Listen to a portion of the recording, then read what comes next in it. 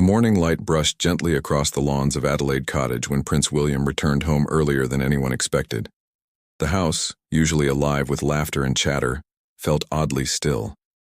As he turned the brass key and pushed open the door, he called out for Kate, but the silence that answered carried a strange weight.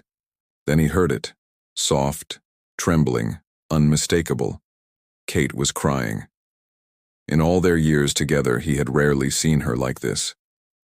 When their eyes met, her tears didn't need words. They spoke of a secret heavy enough to change everything.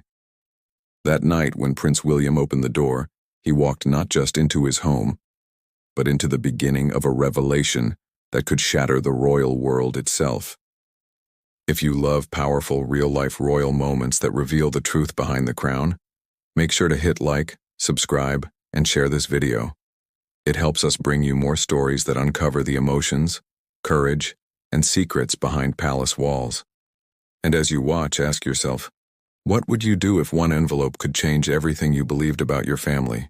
The morning sun stretched over Windsor like a soft golden veil, painting the gardens of Adelaide Cottage in warmth and quiet. The dew still clung to the roses as Prince William stepped out of his car, carrying the faint fatigue of his early return from Wales. He hadn't told anyone he was coming home ahead of schedule. It was meant to be a surprise, a husband, a small rebellion against the routine of duty. The gravel crunched beneath his shoes, and for a moment, everything seemed perfectly ordinary. Yet as he looked up at the cottage, something felt different. No laughter from the children, no scent of coffee drifting through the open windows, no hum of Kate's usual Saturday morning playlist echoing faintly from the kitchen. It was silence, gentle but heavy. The kind that presses against your chest before you even know why. He frowned slightly, noticing Kate's car still in the driveway, but George's and Charlotte's bicycles were gone from beside the shed, probably out playing with friends, he thought. He smiled at the idea, the kind of calm, normal family weekend he'd always wanted to give them. Still, the quiet unnerved him. He reached for his keys, pausing at the old wooden door. For a heartbeat, he hesitated. Then he turned the key. The lock clicked. The hinges gave a low sigh. Inside, the air was still. Too still. Sunlight poured through the tall windows, touching the polished floors with gold, yet the house felt paused. William stepped inside, setting down his overnight bag, calling softly, "Kate, I'm home early." His voice bounced across the high ceilings, unanswered. He chuckled under his breath. Maybe she was out in the garden, or upstairs. He took off his coat, hung it neatly on the stand, the one his grandmother had given them as a wedding gift, and listened again. And that's when he heard it. A soft sound. Barely there. At first he thought it might be the wind. But no. It was too fragile, too human. It was a sound he recognized immediately, even though he'd heard it so rarely. Kate was crying. His chest tightened. Kate never cried. She was calm in every storm, elegant in every crisis. Even under the sharp glare of the press, she smiled. Not a mask, but a quiet strength. Whatever had broken her now must be something enormous. William's heartbeat quickened as he followed the sound through the hall, his footsteps muffled by the Persian rug that had traveled with them from their first home together. The sobs grew clearer. He stopped at the sitting room door. It was slightly ajar. Through the sliver of space, he saw her. Kate sat on the sofa, her shoulders trembling, her hands clutching a tissue. Around her, a scattered storm of papers, photographs, and an open laptop glowing faintly. The coffee table was cluttered, but not carelessly. It was as though she'd been sifting through memories that fought back. "Kate!" His voice was gentle, almost afraid to break whatever invisible thread held the moment together. She startled, looking up. Her eyes were red, swollen, eyes that had always held the calm of a lake now brimmed with grief and disbelief. "William," she whispered, her voice raw. "I didn't expect you back so soon." He crossed the room without thinking, kneeling beside her, taking her hand. "What's happened? Darling?" For a moment, she said nothing. She just leaned forward and let her forehead rest against his shoulder, her tears soaking through his shirt. He held her close, feeling the tremor in her body. It wasn't just sadness. It was shock. When she finally spoke, it was so soft he almost missed it. "There's something you need to see." She gestured toward the papers, a thick manila envelope already opened, its seal torn. The name of a London law firm printed neatly across the top, Peyton Davies and Associates. "It arrived this morning," she said. "By courier. I thought it was something ordinary until I opened it." William sat back slightly, his eyes scanning the table. Legal papers, emails, photographs. His stomach turned cold. "Kate, what is this?" She hesitated, swallowing hard. "It's about your mother." Those 5 words hollowed the air between them. He reached for the envelope, his fingers trembling. The letter inside was formal, legal formatting, numbered paragraphs, cold phrases like previously undisclosed evidence and witness testimony suppressed. But as he read further, the language shifted. It spoke of a dying man, a former security operative from France, who claimed to have proof that the crash which killed Diana was not the accident the world had been told it was. William froze. His pulse thundered in his ears. "That can't be," he whispered. "There were investigations, inquests, years of—" "William!" Kate's voice broke gently through his denial. "There's more." She reached for another envelope, smaller, sealed. She opened it slowly, sliding out a series of photographs.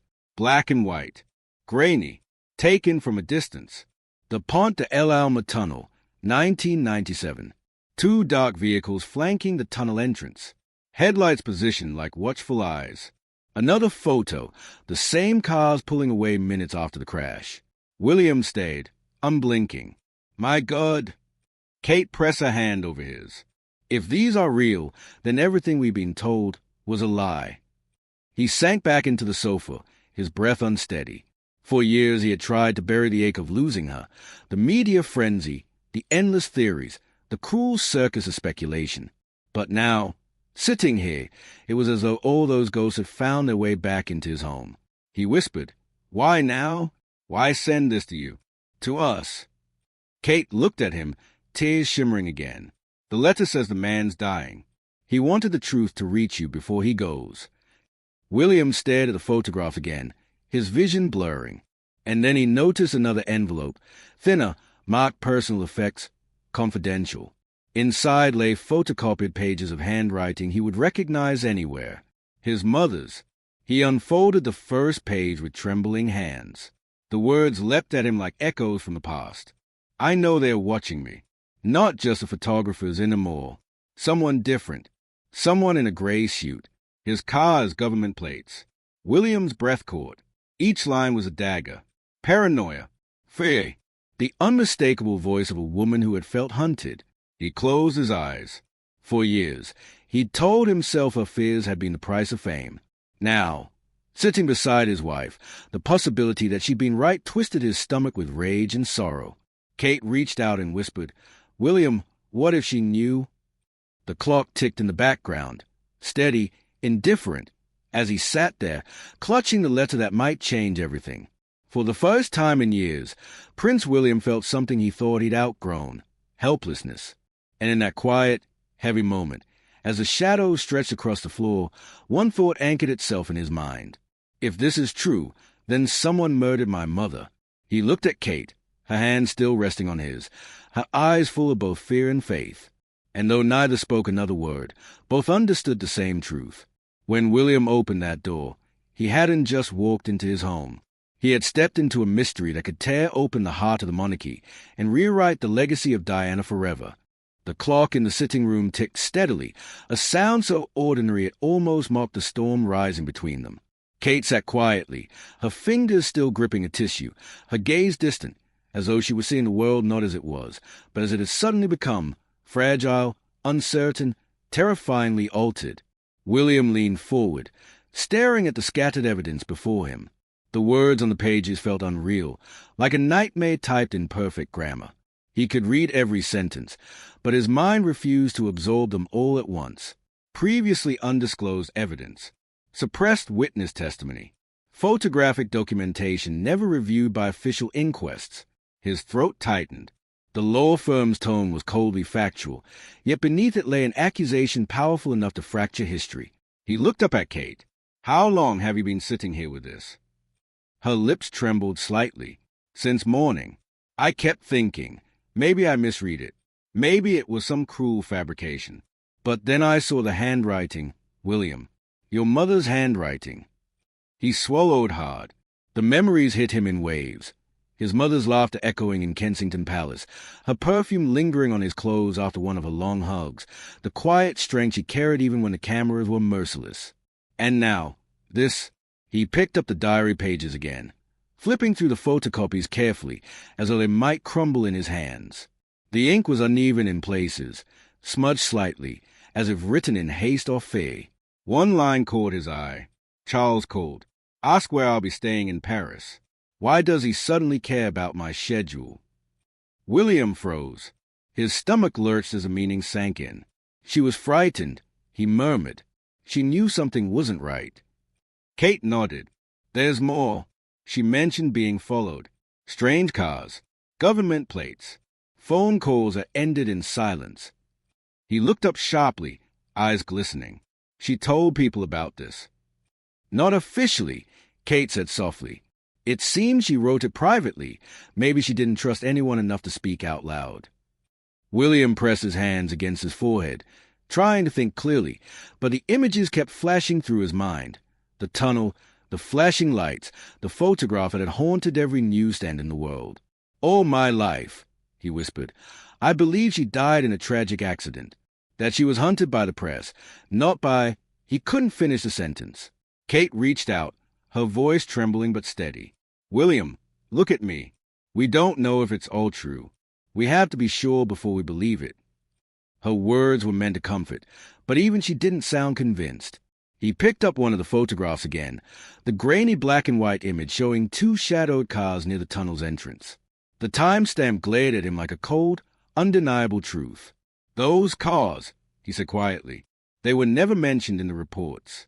How could they miss this?" Kate's eyes filled with tears again. "Maybe they didn't miss it," she whispered. "Maybe someone wanted them forgotten." The room fell silent again. Only the faint rustle of papers broke the air between them. Then, in a voice barely above a whisper, William asked, "Who sent this to you? Kate? Why to you?" She exhaled slowly, gathering her thoughts. "The letter says the firm represents a dying operative, someone who worked in France in the late 90s. He asked that it be sent to me, addressed formally, not to the palace. He said he trusted me." William blinked, trying to make sense of it. "Trusted you?" Kate nodded, hesitant. "He must have known about my charity work, early childhood, family resilience, the public image of sincerity. Maybe he thought I'd look past the politics and just listen." She paused, her eyes softening as she looked at her husband. "William, I think he wanted this to reach you without the palace interfering." That struck him like lightning. The palace. His entire life had been built around its walls, its rules, its protection, its silence. But what if that same silence had hidden the truth about his mother's death? He felt a sudden surge of anger rise in his chest. Not the loud kind, but the quiet, seething sort that comes from years of trust cracking under pressure. "They've kept things from us before," he said darkly. "When we were children. When she died. There were gaps, things that didn't add up. Harry always said it felt staged, the way people acted, the way the family moved on so quickly." He fell silent again, his hand tightening into a fist. Maybe he was right. Kate's hand found his, firm and steady.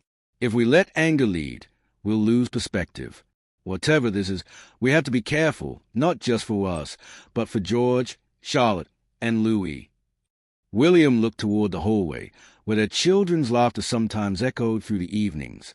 The thought of them, innocent, unscarred by the politics of the world, cut through his fury like light breaking through clouds. He whispered, "How do I tell them that their grandmother's story might be a lie?" Kate's voice was barely a breath. "You don't. Not yet. Not until we know the truth." She leaned back, wiping her tears with the edge of her sleeve. The man, the operative, claims to have kept a full record of what he saw that night, his offering to meet through his lawyers. But he wants to do it privately. Just you and Harry.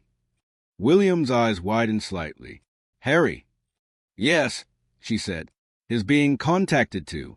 The firm said letters were sent to both of you. The realization hit him with force. His brother, his complicated, distant brother, oceans away, might already know. Kate watched him carefully. You should call him. William looked down at the photographs again, his jaw tight. I will, but not yet, not until I can think clearly. He stood abruptly, pacing the room, one hand raking through his hair. The weight of the truth, or even the possibility of truth, was suffocating. This could destroy everything. Kate, he said finally, if it's real, it means our family's been living a lie for 26 years. If it's fake, then someone out there is trying to tear us apart with precision.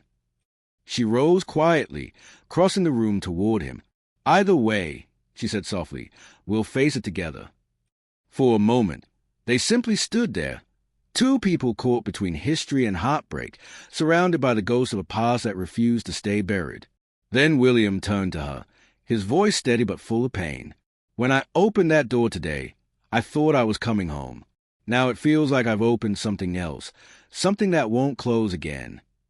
Kate looked at him, her eyes shining with tears. Maybe, she said, some doors were meant to be opened, no matter how much they hurt. And as the last light of afternoon faded from the cottage, the photographs and papers lay spread out across the table, silent witnesses to a secret too big to hide and too dangerous to ignore. The rain came softly the next morning, whispering against the windows of Adelaide Cottage. Inside, the air was heavy with decision. William sat at a kitchen table, papers spread before him, legal documents, transcripts, and the diary pages he had read so many times he could almost recite them from memory. Across from him, Kate stirred her tea absently. The cup had gone cold long ago, but neither seemed to notice. Harry had stayed overnight in the guest room, unable to face the long drive back to London after everything that had unfolded. Now the three of them sat in silence, waiting for courage to form into words. William broke it first. If we take this public, he said slowly, it's not just a story about our mother. It's a story about the entire institution, the one we were born into, the one our children are growing up in. Kate met his eyes. And if you stay silent. He didn't answer. He didn't need to. The silence itself was an answer, one that said silence is easier, but it kills slowly. From down the hallway came the soft sound of little feet. George peeked in, rubbing his eyes. Daddy, are you working again? He asked sleepily. William smiled, forcing warmth into his voice. Just for a bit? Mate, go on back to bed. As his son disappeared, William's composure wavered. How do I tell him? Kate, how do I tell him the truth about what happened to the grandmother he never met? Kate reached across the table, her hand finding his. You don't. Not yet. You protect him until he's old enough to understand why you had to fight for it. Harry entered then, quiet but resolute, his hair still damp from the morning shower.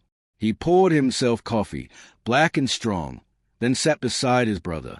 For a moment, he said nothing, just watched William reading through the report again. Then he spoke.